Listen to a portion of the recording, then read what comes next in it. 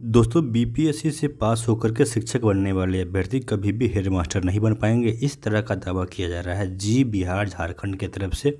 और इसको लेकर के आप लोगों के बीच में बहुत कन्फ्यूजन क्रिएट हो गया है कि क्या यह न्यूज़ सही है या गलत है। तो मैं आपको बता दूं, न्यूज़ तो 100% सही है, लेकिन ये जो बातें कही गई है इसका जो पूरा सच्चाई है ये क्या है, ये मैं आप लोग को इस वीडियो में बताने जा रहा हूँ।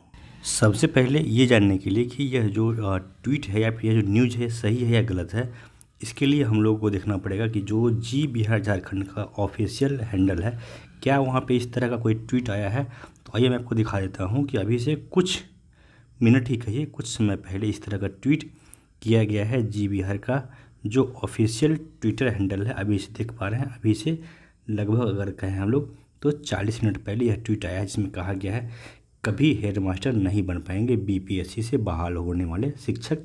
लेकिन इसका जो डिटेल्ड न्यूज़ है इसको जानने के लिए आपको जी बिहार का जो पेज है उस पर जाना पड़ेगा, जो मैं आपको अभी खोल के दिखा रहा हूँ। देखिए इसमें जो बातें कही गई आपको समझना पड़ेगा। सबसे पहले देखिए यहाँ पे जो कहा गया है कि शिक्षकों से जो शिक्षक बनेंगे उनके लिए शिक्षकों के लिए वेतन तय किया गया है, वेतनमान नहीं।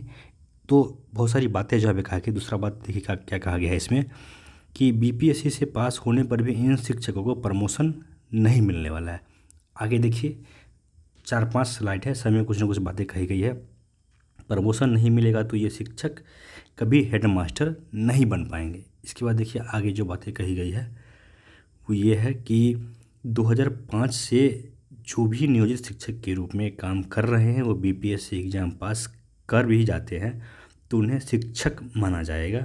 यानी कि जो नियोजित शिक्षक हैं वो जो पहले से काम कर रहे हैं, अगर वो बीपीएससी से फिर से बहाल होते हैं तो उनका जो पीछे का सेवा है उसको जीरो माना जाएगा।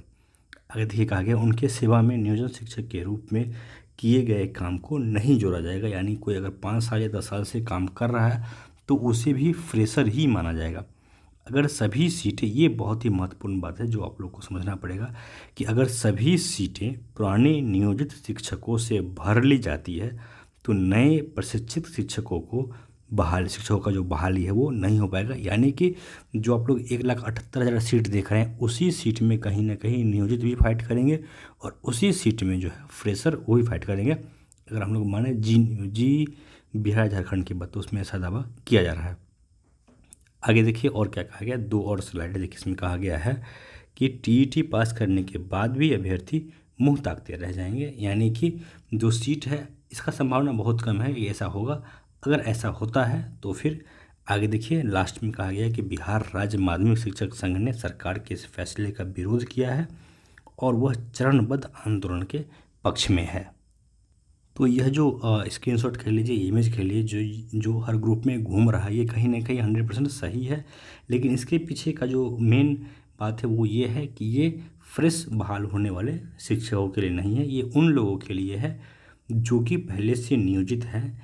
और इसमें मैं अगर अपनी तरफ से आप लोगों को बताऊं तो ऐसा भी हो सकता है, जैसे मान लीजिए कि हेडमास्टर जो आप बीपीएससी से ही बहाल होने लगे हैं उसमें कहीं पे 7 साल का, कहीं पे 10 साल का जो मांग रहा है अनुभव।